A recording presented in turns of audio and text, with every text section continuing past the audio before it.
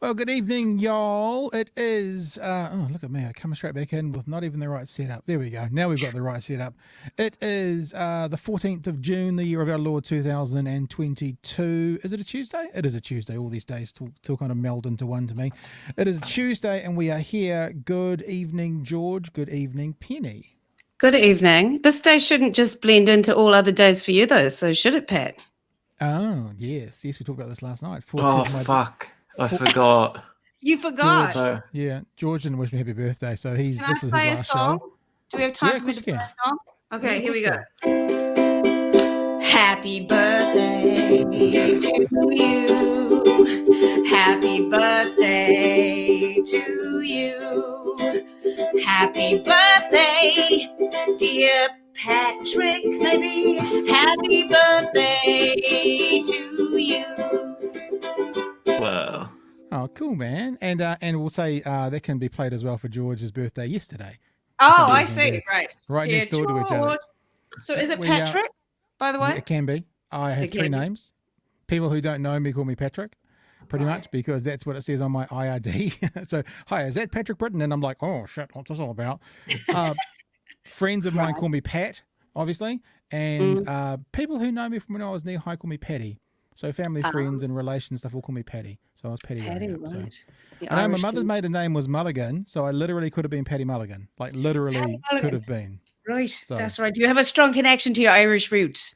Do actually, very strong. Northern Ireland. My grandfather grew up in Rosslea. My grandparents were married and moved to the Falls Road, which is now sort of out of bounds because it's the centre of the Troubles.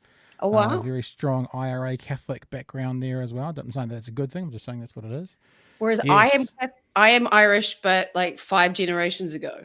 We came a long time ago. So I'm less connected, but I am from Limerick area on one part. Anyway. Hence the singy song stuff. Of course, that's totally it.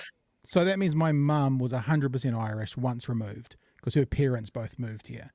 So the only blood she had was all Irish. So that means I'm half Irish, twice removed, technically. Right, okay. Technically. And grew up with it, going to the Irish club in Auckland, going to the Gaelic football with the McCarhalls, and, so it was everywhere when I was growing up. So, yeah. Right. Yeah.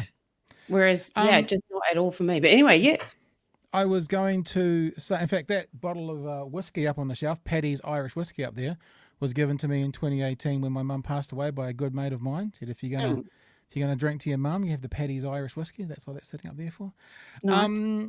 Yeah, so thank you for that. And what about yourself, actually, Penny? We wanted to catch up and say good day because you've been doing shows.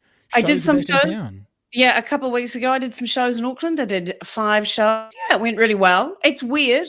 I'm not going to lie. It's a bit weird. Everybody wore masks, which was great. And we encouraged people at the beginning of the show, now please put your masks on just to make sure, etc. And I did not catch any lurgies, so that was good. Yeah, but it's definitely like ticket sales are slower, definitely. And so it is a little bit more like I've got shows next week. I'm doing Promise and Promiscuity, my Austin show in the North Shore next week. And yeah, numbers are a little lower than they would normally be, but we're doing shows and that's the new normal, really. And I'm doing Waihi on Saturday. I think that goes with the territory at the moment, doesn't it? I mean, I was talking to someone about, like, for my birthday, you may be going out on Saturday night, but then we were like, well, maybe we'll just eat in but get something out. So people are self-censoring a little bit still at the moment, just for safety, not avoiding anything. But if there's not a need to go to a location where your mask's going to be off, we're not necessarily doing it at the moment, getting back into this new normal. So I imagine you'd see that at places like theatres and sports events. And although I'm sure this weekend Eden Park will be sold out and there won't be a mask to be seen. but that's why I'm saying masks will be used because I just think it puts everyone's mind at ease. It's just such a small thing to do. Like a friend of mine has put a picture on Facebook. He's in Europe. They don't require masks on flights in Europe anymore. Wow. So I was like, well, I'm glad to see the virus has left Europe. Look at that. Who knew? I get that means Europe is the New Zealand, as we were for 14 months with no virus back last year. Not now. Yeah. They've solved it. It's all solved. My sister lives in Saudi Arabia, which we could have many discussions about, but they've taken masks away in public now as well. So don't the women wear masks there all the time? I know, exactly. They don't have to. They don't have to. It has changed quite a lot. As much as my sister goes on and on and on and on about how wonderful it is, I don't necessarily agree. But yeah, it definitely has changed. She doesn't have to wear her abaya every day anymore. I think for the people coming to see your show as well, not to say that we treat them like children, you couldn't say that because you wouldn't want to offend anyone, but I say to my kids, if you want to do this thing, here's the stipulations. Now you choose whether you want to do it or not. Exactly. So like if you want to come see the show, you wear a mask. If you don't want to wear a mask, that's fine. You don't come see the show. So it's giving, right. Yeah. I'm with you on that. And I've said that people, and also I want people to be able to get refunds if they're sick. I don't want people to lose out because they have to stay at home because they've got COVID. Like I tried to book a batch. I think I may have said this before. And this guy was like, oh, if you get COVID and have to isolate, I have to charge you half because I'm not going to just take the hit. And it's like, but I'm not going to be there. So I'm happy to give refunds for my shows if people are sick. Yeah. I mean, that's the thing. So you're standing by what you want to do, even if it impacts you financially. So you can't really be questioned, I guess. And George, how are you? We've kind of just, me and Penny are catching up like old friends there, and you're still up in the corner there looking around like old people talking about stuff. You all right, mate? Everything going well? Yeah, no, not much to report since yesterday. Okay. You're a day older. You're into a new year. So how old are you now? 31. 31. I was going to say, I remember that, but I don't. No, but I do. 31 years. There you go. Welcome to the start of your decline. Yeah. Well, I've talked about this recently with someone. It's like you make 37 and then kind of between 37 and 42, there's quite a significant down, like physically with the way you feel and look, it's your body changes quite a bit in those sort of years. And then from 42 onwards, it's for me, it was like 39, all the shit started to break down. So you've got 9 good years left. Live them well. Oscar Wilde said, youth is wasted on the young, and it's so fucking true. So just, appreciate what you've got. Hey, thanks for joining us, people. I can see people are in the chats and stuff now going for it. Thanks for all the happy birthday wishes. I appreciate that. Remember, if you want to participate in any of the conversations tonight, they're all live streamed. There's no pre-records tonight. There will be some pre-records through the week, but tonight everything's live. So you can participate through the chat. The best way to chat is actually on YouTube. You can do it on Facebook, but this package we use, you have to give some permissions or something. So if you're watching on Facebook right now, just jump over to YouTube and watch us on YouTube and make comments in there. And as we always say, the super chats are always open, if you so feel inclined. We are talking tonight about there seems to be a disagreement in the National Party between Christopher Luxon and Chris Finlayson. I think it's really interesting to have a look at where they're at and what they're doing. We're going to talk a little bit about Kiri Allan, who was the Minister for the Department of Conservation. And you'll forgive me when I sound like saying that because my podcast is called the Department of Conversation, and now that's all I can hear when I say it. So DOC. So she was the minister there. And this really weird email has gone out that looks like for the first time ever, a minister of the Crown is saying, can you guys please speak less Māori? So it's kind of weird. I think it's kind of weird. We'll delve into that a bit more. We might have a look at a little bit of the January 6th committee at the moment and maybe one or two other things. But where we were going to start the show today is to talk about medicinal or therapeutic cannabis, as it's being called now. Therapeutic cannabis is obviously cannabis for therapy, I guess.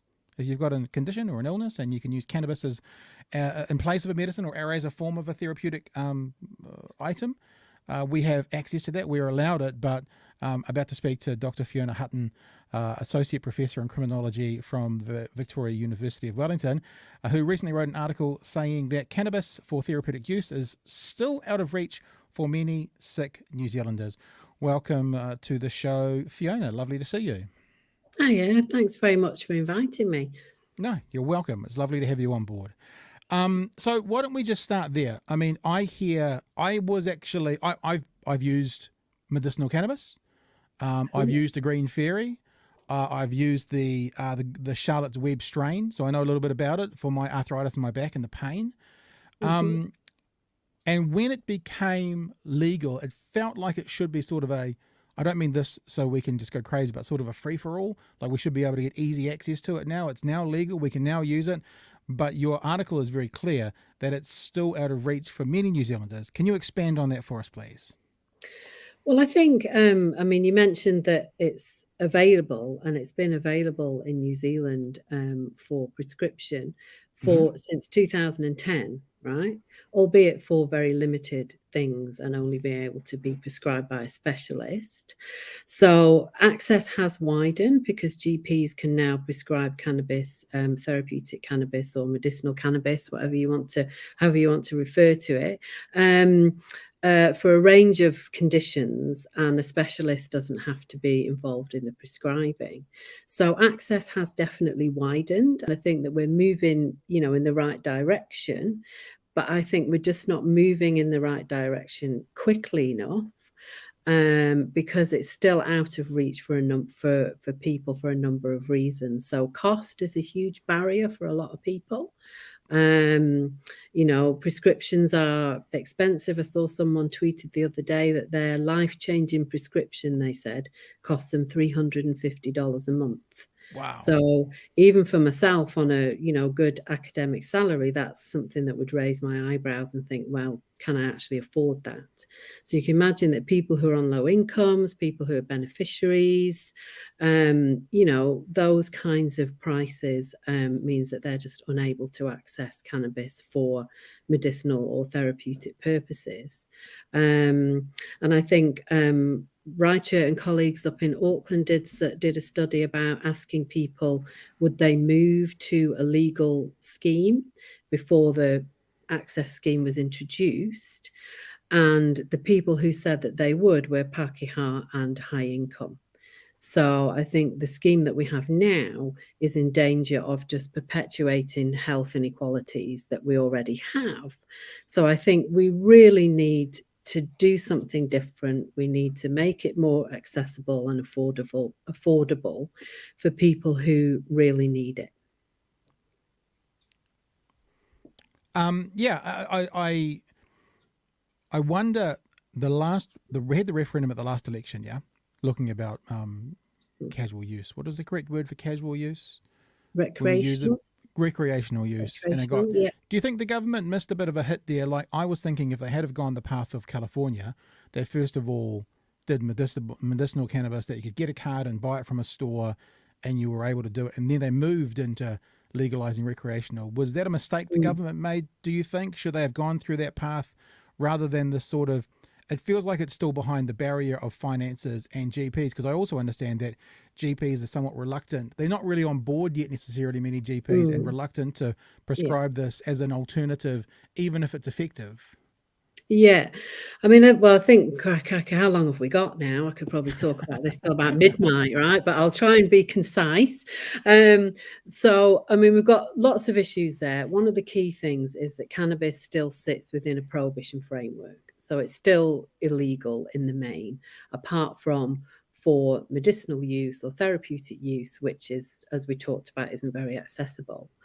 So I think, I mean, there were a number of issues around the referendum, which I won't unpack now, but I think perhaps, seeing to the medicinal market first might have lessened the stigma around cannabis, because I think that's one of the issues is there's still huge stigma around the use of illicit drugs and around the use of drugs like cannabis, as the referendum showed with various campaigns that played on those stigmatizing tropes. So I think that is a key problem, that it sits within this sort of stigma, prohibition, sort of moralistic framework a lot of the time. And I've forgotten what the second bit was now. Sorry. What was the second bit of that you said? I can't remember.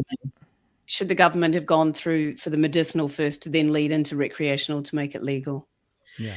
Yeah, I mean, I guess possibly, I mean, at the time that the referendum was initiated, there was very high public support for the legalization of recreational cannabis, which kind of slacked off, perhaps for a number of reasons, COVID maybe being one of them. And I guess hindsight's always a wonderful thing, right? So perhaps they should have done.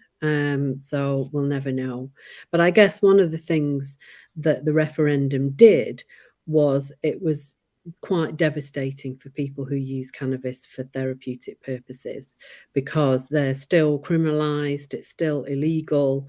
So that was quite devastating for those communities of people who use it for medicinal purposes, to alleviate horrendous, I mean, the things that people have talked about in the research, horrendous problems and issues.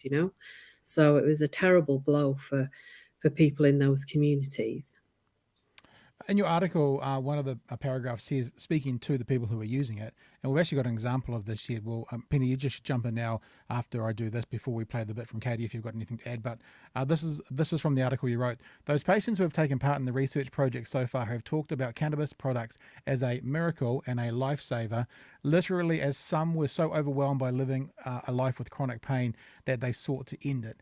Parents whose children suffered from difficult and sometimes debilitating medical conditions said using cannabis products eased suffering and enabled their children to live normal lives. So it is spoken of quite a lot as sort of a miracle substance, drug, whatever is the correct terminology for that. Well, I think we should be very clear here as well that using cannabis for therapeutic purposes is not for everybody, and it's not going to deal to everything. So what we don't want is people suddenly, rushing out and deciding that they're going to smoke 20 joints a day, and that's going to deal to their problems, right? So let's be really clear about that is absolutely not what we're saying here. But for the people who took part in the study, particularly the people who took part in sort of face-to-face interviews with me, which are only a small number so far, that's how they spoke about it. They said it was a miracle. I've been on these opioid pharmaceuticals for 20 years. I feel like a zombie. It's been horrendous. It's affected my life, my relationships, everything. And then I used, cannabis, and once we got the dose right and, and so on, it's a miracle. I'm like a totally different person. My pain is sorted out, or my, such and such a thing is sorted out. So it's quite incredible. I mean, people say things like, I'd forgotten what it was like to be me. And using cannabis has given that back to me. Which is quite, it makes me feel quite emotional thinking about that. Imagine that, Yeah. And then, so when you think about those stories, I mean, I know obviously there's a whole debate as well around evidence and so on. But when you think about those stories, it's like, why are we not delivering it to those people, to their door, free? Why are we not just turning up on their doorstep and saying, if this helps you, please have some? When they're telling us about all these horrendous things that they have. I mean, another example that I often use is that somebody said that their pain feels like they have shards of broken glass in their joints. Ouch. So imagine that, right? And using cannabis gives them relief from that pain. So again, why are we not sending an Uber round with a year's supply of that for that person? Yeah, So when I was looking at the referendum, because I wasn't 100% sure about recreational use. I mean, I'm not that bothered, but I just wished that the question was, should people be able to access it for medicinal purposes as like a separate question or something? Because I felt like that was the most important thing for me.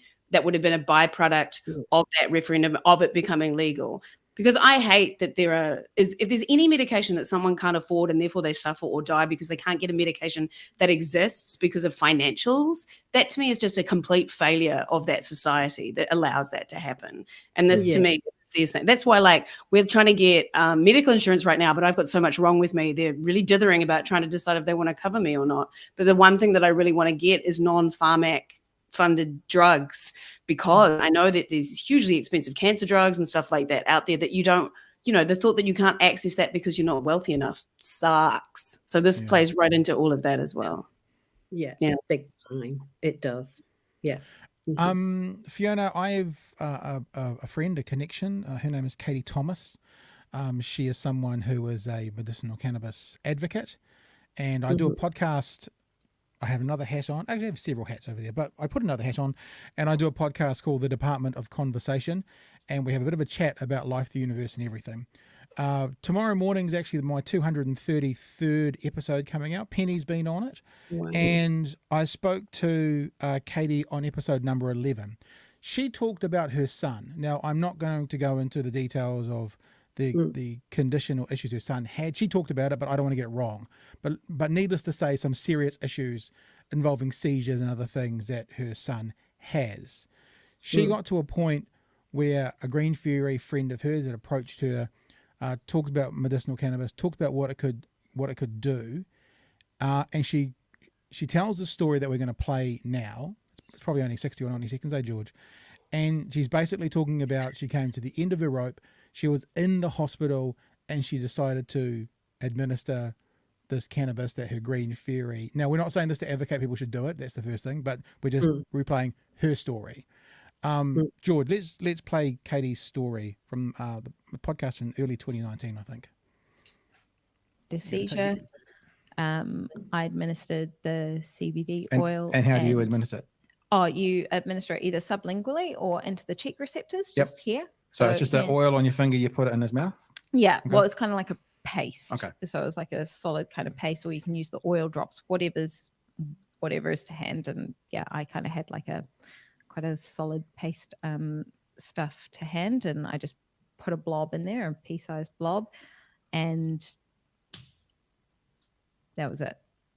And these seizures had been going for well over, minutes and minutes long, and after 30 seconds it's like it just stopped. So you let me come out clear. You administered it while he was having a seizure? While he was having a seizure, and it stopped. So this seizure previously, let's say the one before had been like a 10-minute seizure. Yeah. Had another seizure, it's a few minutes in, you put it in, and 30 seconds later the seizure stopped. Yeah. So within 30 seconds of me administering it, it just stopped. And I was like, oh, fuck, there might be something in this. And to explain again, without going into her son's details, because I can't recall them all. You can go look that up in the podcast page, if you want to. Whatever the correct terminology is for someone who has seizures that could lead to death. That's how serious the seizures could have been. So like she got to the end of it and was like, I guess I'm speaking on her behalf a little bit just from talking to her. Probably to her, it felt like it's either give this a go or I could be saying goodbye to my son. She gave it a go. It's one example. It's anecdotal, but as she said, just stopped. And that's what started me down my journey of going, oh, maybe there's more to this thing than I understand right now. It's not just say nope to dope. There's a bit more to it. I mean, I think definitely, and there's so many stories like hers out there. And I think, one of the problems is you mentioned that GPs were often reluctant to prescribe. And I think one of the problems is that there is a lack of randomized controlled clinical trials into the effectiveness of therapeutic use of cannabis. And lots of doctors, being sort of medical scientific people, see that as the gold standard of, evidence around it. But for people who might be interested, David Nutt and colleagues in the UK, Drug Science, a fabulous organisation which does lots of research and advocacy around a whole variety of things. They are running a large project about medicinal use of cannabis. And they are looking at what they call real world evidence. So they're looking to try and add to the evidence base using, sort of observational studies, self-reporting from patients and so on, which a lot of people don't accept as proper evidence. Right. And I think, there's room in the debate for a whole load of different sorts of evidence to be considered, I think. And I think writing off what patients tell us and saying, well, it's not part of a randomized clinical controlled trial, so it doesn't matter. I think we really need to listen to people and to listen to the patients. And if they are telling us, you know, incredible stories like Katie's story and like some of the stories that are contained in our research and in quite an overwhelming body of international evidence now, from people who've done studies with patients, we need to listen to those people and we can't just write them off. And it's becoming too much of a large body of evidence to sort of just go, oh, well, it doesn't matter. We're not taking any notice of that. I mean, and I think we'd be really foolish and quite cruel to do that, you know, when it can really help people who have severe conditions. So this is what David Nutt and colleagues, and I suppose part of our study as well, is just to try and add to that evidence base and say, look, you know, we need to find a different way for these people. And also, and sorry, I'm going on now as an academic and waffling, but, you know, just a note about randomized clinical trials, they often exclude the typical medicinal cannabis patient because they have comorbidities, so they have additional conditions. So it often excludes them from randomized clinical trials. So they're perhaps not capturing the full experience. So maybe randomized clinical trials and all this real world evidence can help us build a proper picture and hopefully really try and sort of move things along a bit faster. Because for people who are suffering and in pain, this can't come soon enough. Yeah. I mean, I didn't realize there was any doubt around pain for cancer. I thought MS as well has some treatments with and because I'm epileptic. So I'm lucky I'm quite controlled. I've never had to worry about it that way. But yeah, I thought it was pretty much a given fact that this helped with those sorts of things. Well, I think, you know, I mean, academics can never agree on anything, right? We're always arguing about the, you know, nitpicking about the details about things. But as I understand it, the problem with some of the clinical trials that have been done is around the methodology. So, you know, the methodology wasn't standardized properly. It wasn't sound. It wasn't, you know, this, that, and the other. Right. But I mean, I think, you know, we do have a considerable amount of evidence that isn't randomized clinical controlled trials to tell us that it's effective. I mean, in our study, the people used it for pain, sleeplessness, mental health problems like anxiety, or a specific condition like epilepsy. Those are the 4 top things. And of course, pain and sleeplessness and anxiety and depression often go together. So if you're treating one of those things, then often a whole load of other things happen, which I guess speaks to another issue in that if I start taking medicinal cannabis for my sort of chronic pain that I've had for 20 years, and it helps me, it just makes me feel better. It improves the quality of my life. So how do you measure that? You know, there are these kind of non-tangible benefits that people get. You know, they're no longer in chronic pain, so they're not anxious and depressed anymore. You know, they're not anxious and depressed about the fact that they have a terminal illness, so they feel better. They're more able to face it, you know.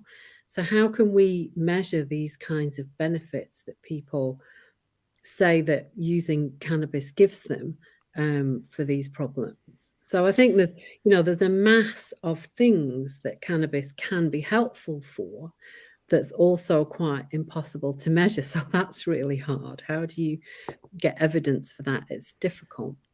That's why it's the classic happiness scale.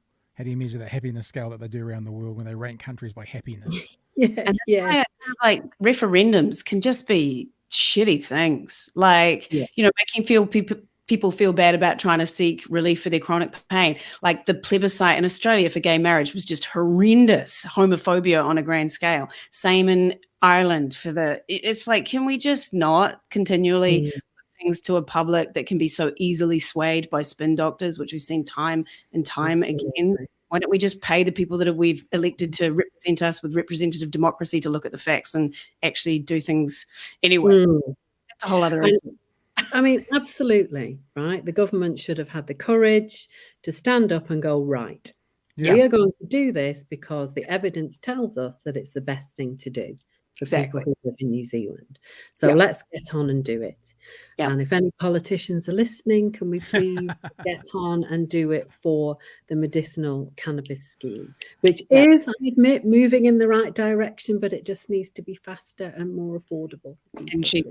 Yeah. And obviously that's one of the unfortunate things. And I talked about lots on my other podcast leading up to the election, is like Labor had this window.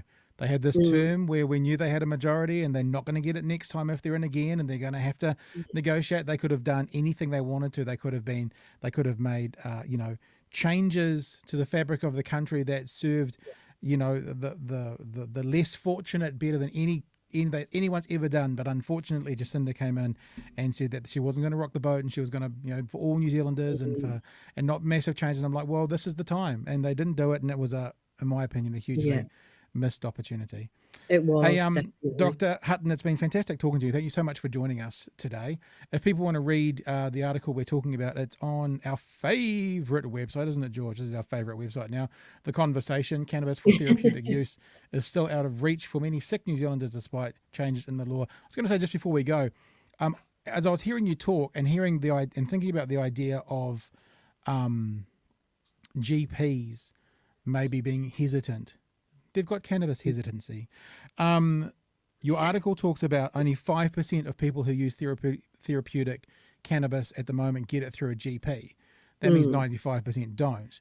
Now, much like the actual referendum, when it came out the last election, the position I kind of took was there are no downsides.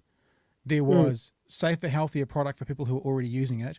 There would have been a tax take. There was all upsides to making recreational cannabis legal. It's out of the hands of gangs. It was, money out of those illegal areas, yada, yada, yada. Again, with this, I can't see any downsides. It's like if 95% of people are using it, if the government did something, and you're saying, I know with your tongue in your cheek slightly about sending around the Uber, I mean, meet us in the middle. Make it so that we can go to the chemist and get it for a $5 fee across the counter, like I can get in my asthma puffer. Something in the middle would be perfectly adequate as well. And the thing about the GPs, I was thinking advocacies. Maybe we need some decent advocates out there, much like you have sometimes in the world of social welfare or the courts. A group of advocates that can go with people to GPs and fight on their behalf to get this. Should it be a good outcome or a good possible treatment for that person, rather than having to fight the godlike doctor on the other side of the big desk who might be hesitant about it. Just a thought. I mean, I think there's pockets of really intense advocacy that go on throughout New Zealand, and who do exactly that. They go to doctors' visits with people and so on to support them. But they are often people who are sick themselves. So they have, limited time and energy to help people, and they give an incredible amount of time and energy to trying to get this issue out into the public domain and to get some movement on it. And I think, for GPs, it's about being certain that they're not going to harm their patients, which is very laudable. But I suppose we could ask the question, are we causing more harm by not allowing people to access it? And as a final thought, one of my interviewees said to me that it enrages him. So whenever he thinks about it, he said, I just get in such a rage because I can walk into an off license and buy enough alcohol to kill me. I can go in there and buy 50 bottles of vodka. Nobody turns a hair. I am unable to even walk into a pharmacy and buy cannabis balm over the counter that helps me with my pain. So what are we doing, New Zealand? Let's do something different, please. All right, Dr. Hutton, thank you so much for joining us. I appreciate your expertise and your perspective on this. I really appreciate you giving us some time this evening. Well, thank you for giving me your time as well. Cheers. Dr. Fiona Hutton from Victoria University of Wellington. I still get confused with the new name of Vic Uni, but there you go. A few texts that have been coming in as we've been talking. We'll ignore all the happy birthday ones, but I do thank you for them. George is a fan. I saw you on Cuba Street back in the days, like 0304, George. Icy Family says that.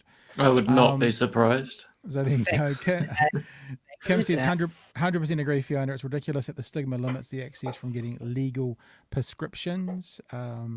Simple says it was Nixon that started the war on drugs, which resulted in the negative propaganda around cannabis. And what have we got here? Crazy says, do you remember back in the dark ages, the government produced all of our electricity and it was illegal for an individual to make power, commercial, taxable dope, but God forbid you can grow your own. So, yeah. It's around it. Yeah. It's a I have bit like, faith.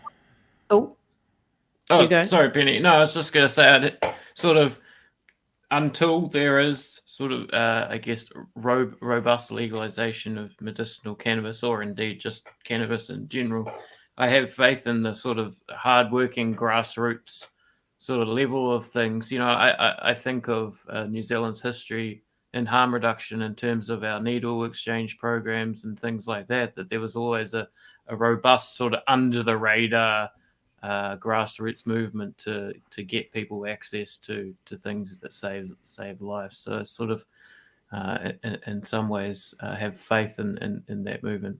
Nonetheless, obviously we need to legalize. Yeah, just that whole thing about, people being jailed or arrested for trying to get drugs for their children and stuff. It just feels horrible. But also, I mean, GPs are hesitant and on all sorts of fronts. Like some don't want to prescribe HRT for menopause. And that's had a lot of stuff around it and some hesitancy and ill-informed approaches to it from GPs as well. So it's like, it's a huge thing I feel a bit sorry for GPs. They get a lot of shit heaped on them. They do have a lot to learn about the human form, but I would argue that menopause happens to exactly half of them. So they should know a bit more about that. But there is a lot to learn.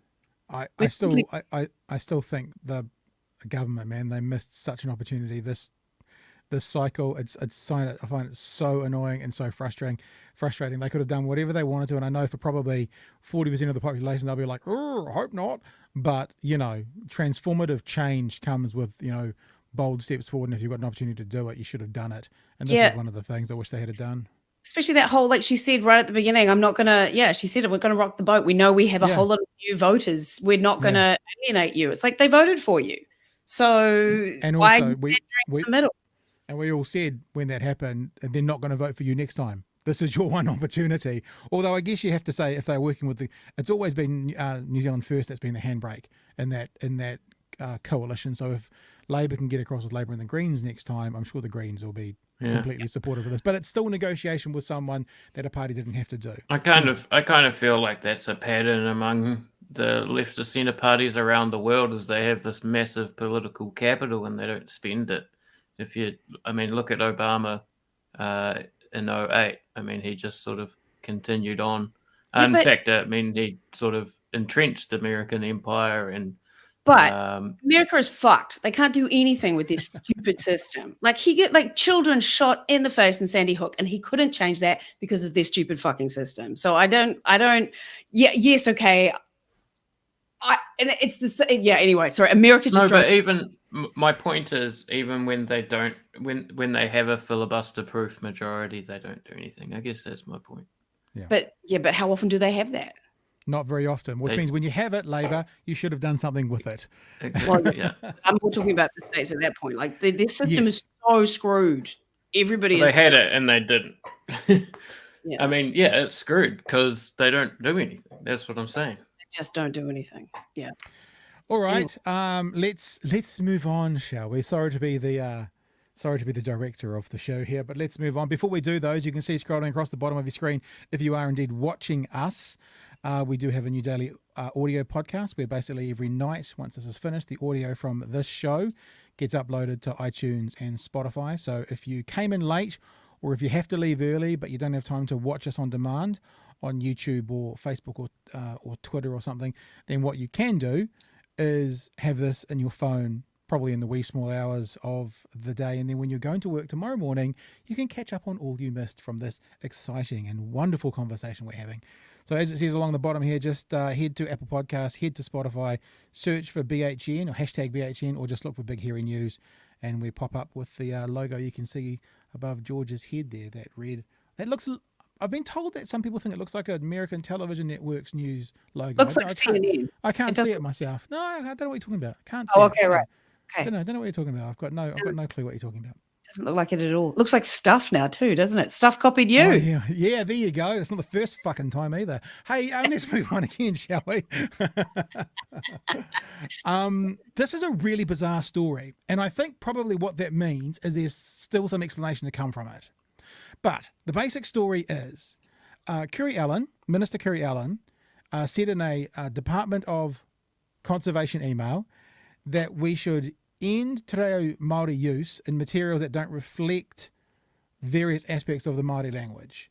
And the accusation, I don't want to use that word, the what's being alleged is that there's some tokenism going on, but it feels like it's sort of reverse tokenism. I guess what she's saying, what we're being told that she's saying, is that just using the Māori language for the sake of using the Māori language is tokenism. And if you don't really have a strong understanding and a strong kind of kaupapa to the Māori language, I'll just use the word kaupapa, I hope that's okay, then you shouldn't be using it. Let me explain a bit more, and then we'll jump into it. Cabinet Minister Kiri Allan has voiced concerns over the use of Te Reo Māori within the Department of Conservation. An email has emerged from the Department of Conservation, DOC, which Allan was Minister of until Monday when the Prime Minister reshuffled the Cabinet, which claims Allan did not want to see Te Reo used unless it was a greeting, a sign-off, or an entire document that was in Te Reo. We've had feedback from the Minister's office about inclusion of Te Reo Māori in the material we send over. The Minister does not want to see Te Reo Māori words used in material. I've actually got the email here. This is the email here that's gone out. So it says, the Minister does not want to see Te Reo words used in material apart from in the following circumstances. There is no English word that adequately describes what is being conveyed. If there is an English word that is appropriate, use that instead. Or if the whole document is in Te Reo, or to use as greetings. Kia ora, ngā mihi, that sort of thing. I find this really peculiar because it feels like, I said this to George before we started, when a headline or a story could read like it was an Onion article, The Onion article, where have we got to in society? Like a Minister of the Crown on the left saying, whoa, guys, let's cool off on that Maori language, shall we? Except that's not what you're saying. Well, but the thing is, if what is being said is don't use it as tokenism, don't use it if you don't understand it. I'll go on to say here, Allan refused to confirm to staff what instructions, if any, she had given to DOC over the use of Te Reo, but she did confirm she wanted it to be used responsibly and with integrity. You want to use Te Reo, you use it with integrity and you use it responsibly. This isn't everybody got out and use mahi and kaupapa and say you have a deep and enduring relationship with Te Ao Māori, Allan told staff. So she's saying unless you have a deep and enduring relationship with Te Ao Māori, you shouldn't be using it in these communications. Now, the reason I say this feels weird is if everyone in every government agency followed that, Māori language would disappear in Māori communication, 100%. So is what she's saying is tokenism is anybody using, which she didn't use those words, but that's what's being talked about, is anybody using it, and unless you have a, quote, deep and enduring relationship with Te Ao Māori, then nobody will use it. And then the Māori language will disappear. And that's why it feels weird It won't disappear. It won't disappear, but it would be a lot more less used than it is now. And see, this is tricky. Like in my podcast, Showy Ovaries, about menopause, I always start with Kia ora koutou, haere mai, welcome along to Showy Ovaries. And I was interviewing Miriama Kamo, and so I said, ke te pehe koe. And then, of course, she replied in quite a long piece of Māori to me. And then I went, oh, no, I've run out. And then I was like, oh, God, now I feel like I've been tokenistic. It's exactly what I said to her. I was like, oh, shit. So now I feel like, so what do you feel about that? Like I started my menopause podcast with her talking about Māori tokenism, and she said, no, I loved it. It was great. Just keep using it in whatever context. Yeah. So this is the thing. No one is the definitive guru for the answer for all of these things as well. So obviously people are going to be having conflicting things, but it's tricky, right? Because when we hear things like this, because those of us who want to be respectful and want to use it still, but don't want to be seen as tokenistic, this is hard. And when you see people fighting amongst themselves about when we should be using it, like, because there's that show that was on tonight from Hangi to Hangi and everything in between. And it talked about the fact that a lot of people are worried that they will do something to offend people, so they don't want to use it. And then this sort of thing will push that back again even further, I think. I don't know. So let's set it up for them. Ready? Let's set it up. Let's give everyone permission. Don't worry about it. Like native Māori speakers. It's so not it completely is, right? Any person who is Indigenous and is has exactly what is being spoken of by the minister there, which is a deep and enduring relationship with Te Ao Māori, will want everybody to use Māori as much as they can. Because apart from anything else, if you don't have that relationship yet, then using it gets you closer to having that relationship. It's so true. It's so true. And like people like Jack Tame using it on the television all of the time. Like I didn't know that ngā mihi meant thank you until I heard Melissa Stokes say ngā mihi, thank you very much. And I was like, oh, okay, that's what that is. And people saying e hoa all the time. I was like, oh, so this is friend. So having them do that has taught me more about it. Absolutely. And there are certain words, and it's true though, there are words like mana. You try and explain what mana means, it takes you a long time when you can just say mana. So there are some words that do, and I guess that's what she's still talking about. You can use those, and kaupapa and turanga waiwai. No, she was saying don't just throw kaupapa in there if you don't have a deep and enduring relationship. That's what the minister said. I mean, I know what you're saying, but what I am saying is we cannot just boldly state you should do this because we can say this is what we want to do and we would feel encouraged to do by other people, but we can't give people permission or not to do anything. You and I will disagree on that. Yeah, right. Because I'm incredibly confident that if I had anyone sitting here, and I talked to Tom Roa the other day in the Indigenous and Māori and Pacific Department academic from Waikato University, I know that if he was here in this conversation and I said to him, you want everyone to use it as much as possible, he'd go, yep. So, yeah, well, Miriama said the same thing to me too. Well, exactly. So we can say it, but we're not saying it from our authority. We're saying it from people that we know who do have that authority who would say it. So what I'm saying is go for it, use it, be comfortable in using it. You know, many people out there who have an understanding and a level of mana in that world will be telling you to go for it and use it. And also it's how you learn how to speak it better. Exactly. And normalize it. So if you don't know ngā mihi as an acknowledgement, then, you know, it's how it becomes normalized. I do want to finish this document, this story. So let me just read the end of it because there was a response. In a statement, DOC Government Services Director Lucy Alcock said the move was to end tokenism of Te Reo Māori, but agreed the DOC email did not adequately explain the minister's position or concerns. Minister Allan was concerned that DOC's use of Māori language could read as cultural appropriation or tokenism. She was also concerned at inappropriate use of terms, Alcock said. DOC is committed to being a good treaty partner, including improving our use of Te Reo. Now, respectfully to that statement, you don't improve the use of Te Reo by saying, let's use it less. Well, you know, it all depends.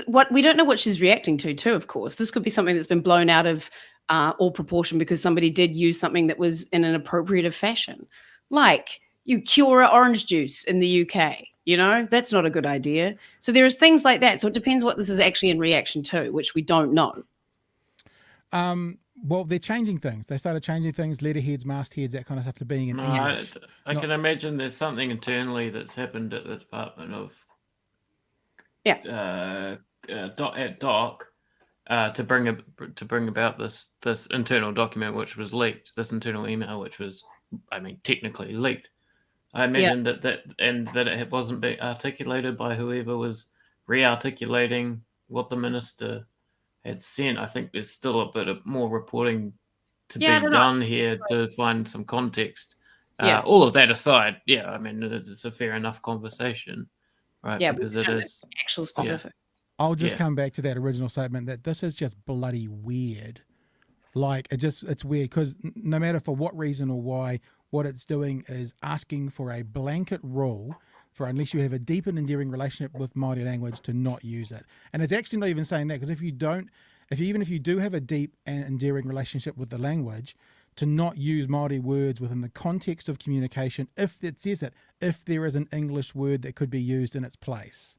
So it actually says, even if you do have a deep and endearing relationship with Māori, don't use mahi, because the word work is an English word that can be put in that place. So it's weird. And I don't get it. And it feels like it's gone from encouraging as much Māori language use as we could to right up the other side to starting to go, hang on. Maybe we should slow it. It sounds like it's come from an alt-right political party, certainly not Labour. That's part of the weirdness that it feels to me around it. I've seen quite a bit of this springing up, though. Absolutely. Like on my Facebook feed, particularly, people being accused of, and like, I felt very sorry. There was a man he was an Arab man that moved to New Zealand. He consulted with a Māori consultancy group and then called his leather tannery a word that could also mean pubic hair in Māori. And he'd consulted with someone and they said, yes, this is fine. And then he put his shop out with that. And then somebody said, this is what you get when you appropriate language. I'm like, he tried. He made an effort. He consulted with people. He wanted to respect it. But then he was just viewed as plundering it for commercial gain.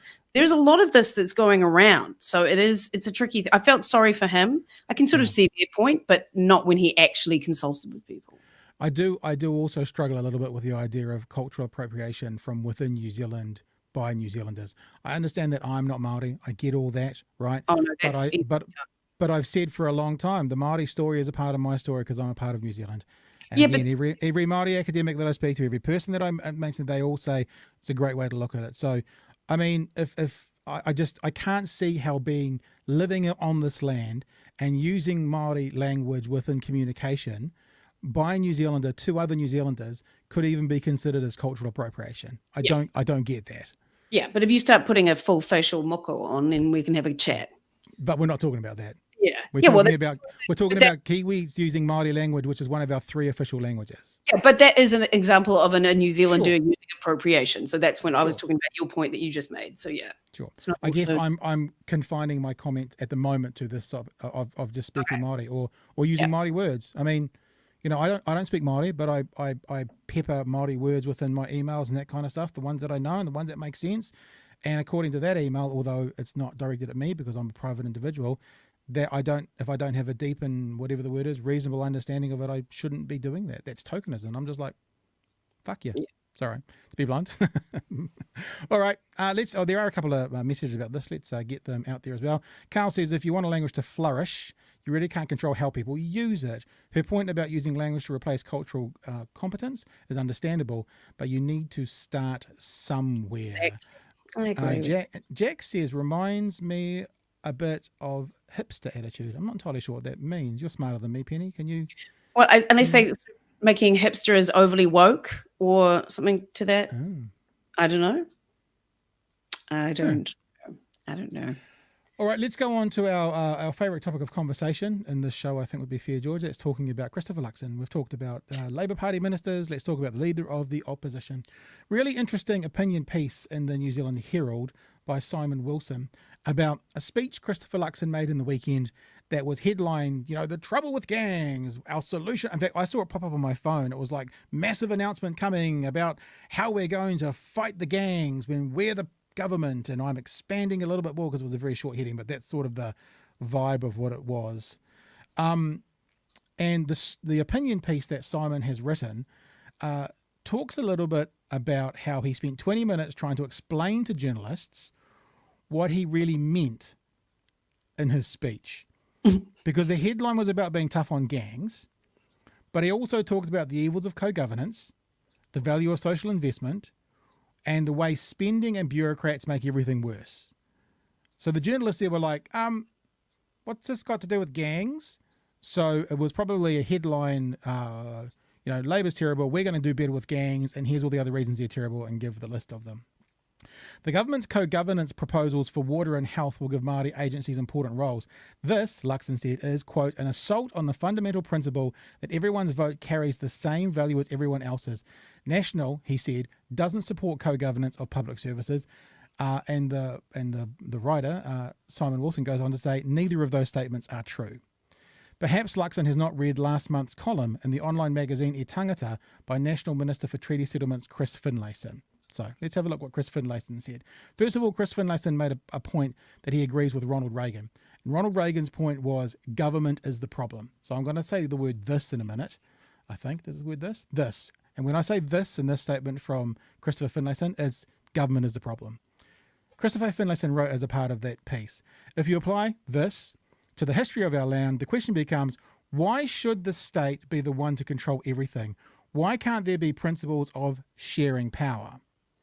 So that's Chris Finlayson contradicting Christopher Luxon. Well, he's not in Parliament anymore. Well, Yvonne Tahana, who was at the press conference with Christopher Luxon, asked Luxon about this. He said it was fine because treaty settlements were different. She asked him why, and then the writer of the piece here asserts the principle of shared power is the same as co-governance. He couldn't answer. Finlayson also said this. The idea that power can be shared scares some people, whereas my attitude is if central government has failed in so many areas, which it has, and there are different ways of looking at issues that involve bringing iwi into decision-making or handing over decision-making, then let's give it a go. The whole piece is writing about what Christopher Luxon could have championed, and the author goes on to say Christopher Luxon could champion that idea, but he's chosen not to. And final point I want to make about this conversation to do with the gangs. We've heard this all before. Let's ban gang patches. Let's do this. Let's do that. And that means, bowling clubs. What's a bowling club versus a gang? That's just all stupid policy to get headlines. The author goes on to say, the author is Simon Wilson, to give him credit again, says Luxon's gang plan would probably breach the Bill of Rights. He responded to that on Saturday by saying, gang members who break the law have given up some of their rights. But we don't have a Bill of Rights for the nice people who never do anything wrong. We have it for everyone. We proclaim the rights that belongs to all because that's how we ensure they belong to each one of us. So that was I thought, a very interesting opinion piece by Simon Wilson, the New Zealand Herald. It's behind the paywall. So I get the paywall, so you don't have to. No, you should go and get the paywall. It's a good price. I contribute. Penny, probably the first of it you've heard. Let's have your thoughts. I think that Chris Finlayson was an incredibly effective National Party minister in his dealings with treaty settlements. Like he I don't know why he just didn't strike me as somebody who was going to, but he just got in there and settled heaps of stuff and actually knows a lot more about this than Christopher Luxon ever will.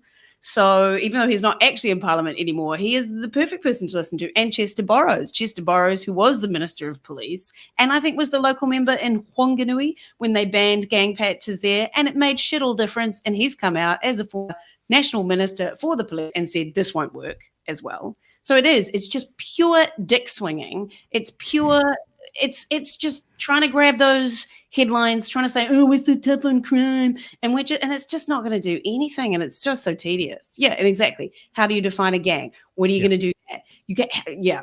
Anyway, I would listen to Chris Finlayson. Absolutely. In fact, this morning on breakfast, there was an interview with the Taupō mayor, and I think it's in Turangi, and they have signed a co-governance, it's the first of its kind with a council, I think, a co-governance situation around land that was stolen.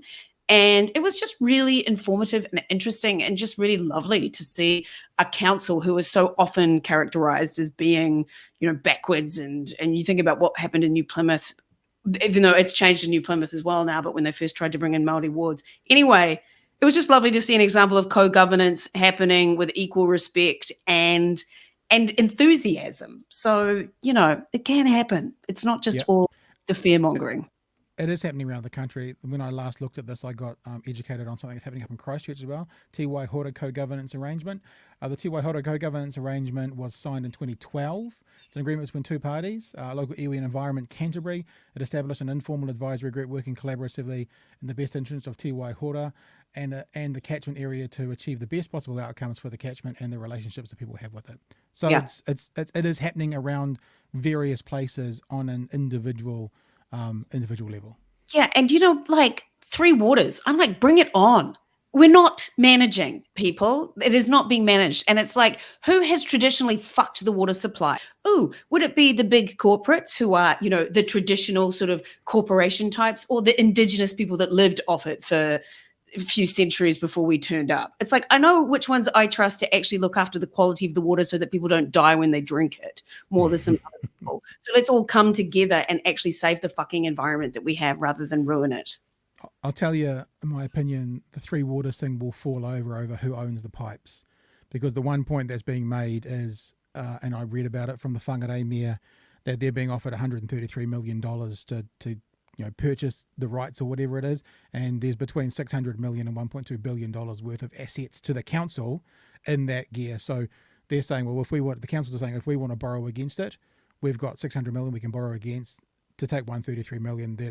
That's where that once that's sorted out, once they finalise it, and look, I think having a 4 big groups to do it will be better as well. I think it'll be a better way of administering it. But that's the one hurdle to say to ratepayers around the country, you guys have built this up for so long, even if it's crumbling, it still has an asset value. Does your local council get credit for that asset value if you're going to sell it? I mean, if you sold your house, you get the price of the house for it. Oh, no, I mean, the like, person would own it. I absolutely know that the investment that certain councils have put in and have actually managed well must be sticking their craw. But the fact remains that it's a complete lottery. And look at Wellington, it's just a shit show.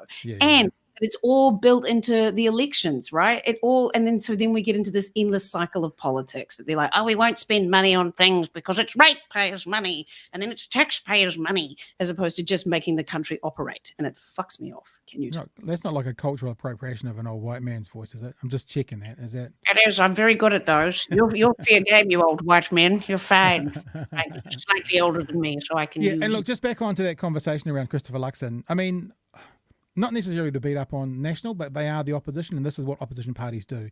Big headlines, it's the Gish Gallop where they can say tough on crime, and then you have to spend 20 minutes saying why they're full of shit.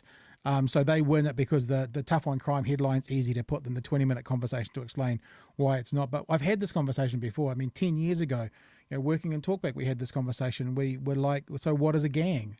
That's the first question. What is a gang that you're going to ban? What is it? And that's where it fell over 10, 15 years ago with whoever the National Party was then, probably Don Brash. And it doesn't go anywhere. So don't believe the hype. It is a sequel. Soft on crime is such a cliche. Like, what even does that mean? And like, we've had falling numbers of assaults. Obviously, right now, it's all gone crazy. But when you actually look at the individual number of assaults and things like that, apparently it's falling. So... and it just soft on crime. It's like, oh, just piss off with your cliches and your hackneyed tropes. It's boring. Yeah, I learned a lesson when the Christchurch earthquakes happened. Not to people of Christchurch won't see it as kind of logically as I will. There was 10,000 earthquakes around Christchurch, and we were like, oh my God, all these quakes. How does this happen? But then as soon as you look at the world where there's 1.3 million earthquakes around the world a year, that 10,000 doesn't quite seem so impressive to how many earthquakes there were. So there wasn't a spike in earthquakes around the world. There was just a localized significant increase in one area. So for example, what's happening in Auckland with the gangs at warfare or the ram raids or something, it's not going to show up in the data across the country. It's going to show up as a spike in this area for these specific reasons. Like, it's very difficult for Poto Williams, may she rest in peace from her position, to actually stop a teenager grabbing a car and driving it through the front door of a shop. And, and to stop the spiraling cost of living because of inflationary pressures from the war in the Ukraine and COVID supply issues is all her fault, apparently, which means that people can't afford to eat. And do you know what, to be honest, I think if people stop fucking publicizing the ram raids, like stop putting it on the news every time it happens with some video footage so they all get a little high about the fact that they've made the news, I think that would make a big change. You notice it's not in the news anymore. It stopped happening because that little fad passed away. So actually, Poto Williams should take credit for that. When was the last time you heard about a ram raid? Obviously, Poto Williams did something. It was probably how she sat on her chair that day made it change, because that's about as much influence as she had to make it happen. Exactly. So there you go. So she should take credit for stopping ram raids, because we're not happening at the moment. Chris, when does the man sleep? I like somebody called him Chris Fix Things. Chris Fix Things. It's like, that used to be Trevor Mallard's position, didn't it? Bring him in to help with things and fix things up, and then he thought that sprinkling protesters was the best way to go, and now he's gone burger. I feel sorry I'm just like, that was ill-advised, but for fuck's sake, it's been a 35-year career that you're all pissing all over like he's some idiot. It's ridiculous. Go and be a bloody lovely diplomat and enjoy it. Get out of that. Somewhere in the Pacific Islands or Switzerland or something like that would be dope. Hey, listen, Yeah. let's wrap up the show with one quick thing. It's around the January 6th committee. I do want to show this, A, because we've publicised it, but two, it's quite interesting to pull out some key bits each time this happens, just to let people know why there's so much horse shit going on with Trump still to this day, right? The one piece I wanted to play for you from the January 6th committee that happened today was when the representative was talking about what the courts had said about all the challenges to the election. Like Trump's lawyers, I think it was about 62 court cases, and they lost 61 of them. The one that they won was a procedural one talking about this should have happened on that date, but it was nothing. They didn't win anything to do with fraud. In the select committee, the January 6th hearings today, they played video of a whole bunch of the comments that the judges had said of the cases before them. That's the one thing I want to play tonight. So you will, and this will go across. I'll read some of these out actually for people who are on our audio podcast. But if you're watching along, have a listen, have a watch as well. They'll scroll up the screen in front of you. And these are some of the things that the judges were saying of the cases that Trump's people were bringing before them. There are no cases where the Trump campaign was able to convince a court that there was widespread fraud or irregularities in the 2020 election.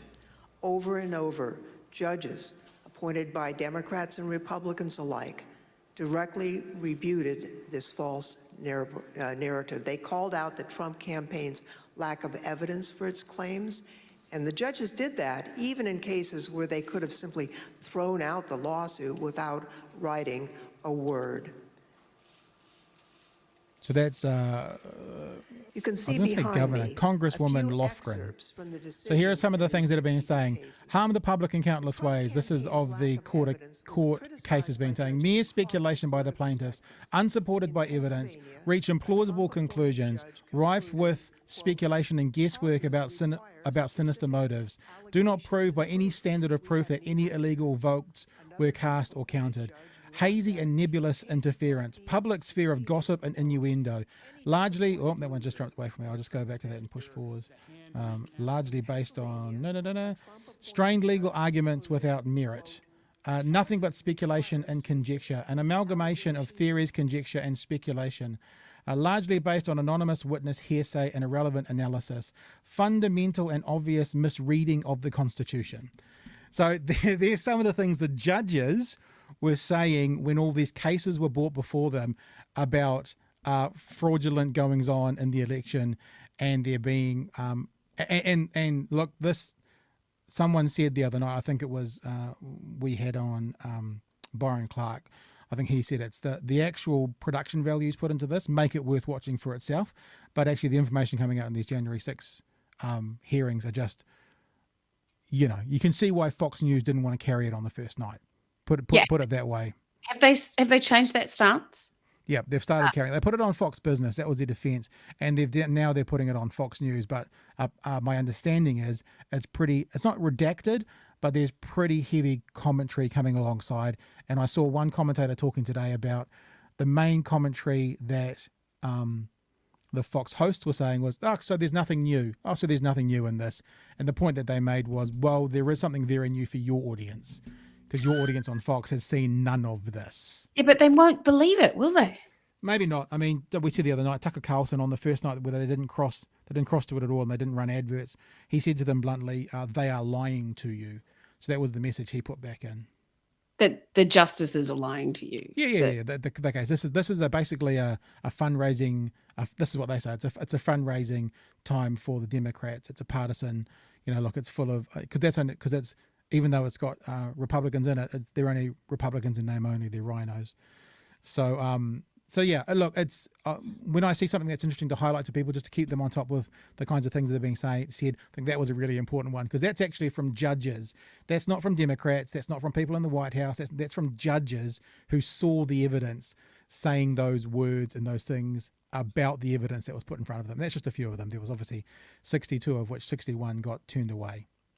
I mean, it was obviously all complete and utter bullshit, but yet what will happen? Will he be re-elected like a lot of people are saying? Possibly. It's like, is he going to be like, I heard that he might be prosecuted though now.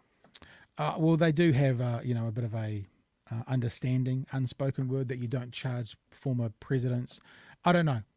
Well, I mean, I think that one of the problems the Democrats have is they're idiots with who they put up to go against him. I mean, Joe Biden got through really by the skin of his teeth, beating him. It was like 10,000 votes in this county and 10,000 votes in that county and 10,000 votes in that county, and that was sort of it. Well, I mean, yeah, even though it was quite definitive quite early on. And what's going on at the moment is Joe Biden's policies are popular, but he is not. And his ratings are low for him as a president, even though his policies are popular. And so when it comes election time, you vote on the person you're looking at, not the policies they're saying they're going to get through. So if Trump gets in, and there is a bit of a movement in the Republicans to try and stop that, a small movement, the majority are with Trump. If Trump gets in, it'll be on, man. It'll be all on to see what happens. I'm That's telling why, you. do you know what? He's going to be responsible for fucking thousands of women suffering through illegal abortions, children not being able to afford to eat properly because their parents shouldn't have ever had them because they can't actually afford it. And when you look at that, that is a huge catastrophic situation that he has directly caused. So charge that motherfucker and do anything you can to stop him being in, because he has shown that he doesn't give a shit about anything except himself. And he will throw women under the bus. The amount of, as I've said this before, the amount of abortion he's fucking paid for in his life, and yet he willingly throw women under the bus to get into power. It's like, you know, that needs to not happen. And I just think that country is so screwed. One of the biggest problems for the Democrats, should Trump get in, is the current president and vice president. They're both very unliked by a good portion of the population that might make it closer than it should be. Mm. You know, it's one of the things they should change in their constitution is the stupid 8-year rule. Mm. You know, I mean, who would have got in if it had been Obama up for a third term versus Trump? I would put my money on Obama, you know. Absolutely. Yeah. So yeah. Anyway. All the things that they've put in their constitution to try and stop despots and shit like that, and yet it doesn't work. Yeah. Alrighty, Mighty. So Penny, you've got some shows on next week. Do you want to tell us when and where, how to get a hold of tickets, how to look for them if people are in the right part of the world? 22nd and 23rd of June at the Rose Centre in Belmont with a mask. You can come and see Promise and Promiscuity, a new musical by Jane Austen and Penny Ashton. On the 25th of June in Waihi at the theatre, you can come and see Olive Copperbottom, a Dickensian tale of love, gin and the pox. You can find more information on my website. Oh, look at that. Also my podcast, Showy Ovaries, which, oh my God, yesterday I interviewed Dame Margaret Sparrow, who is the absolute architect of abortion law reform in New Zealand. And today I interviewed Jan Logie, all about her career in helping Women's Refuge and things like that as well. But yes, there's my shows. Look at this. This is exciting. And that is my website, hotpink.co.nz. Do not go to hotpink.com because it is a very different place. I'm just putting that out there. Yeah, Dame Margaret Sparrow was awesome. She's 80. She's my oldest person interviewed. She's 86, and she was the president of the society that tried to get abortion law reform going for 32 years. And, you know, only this year has it finally fully all passed with complete control of safe spaces around abortion clinics. Like, so she said she's so happy that she's actually managed to live this long to see it happen. I'll tell you something, not to be too depressing. All right, this is a bit depressing, and it's not supposed to be. When people you've had on your podcast start passing away, it's a very strange feeling.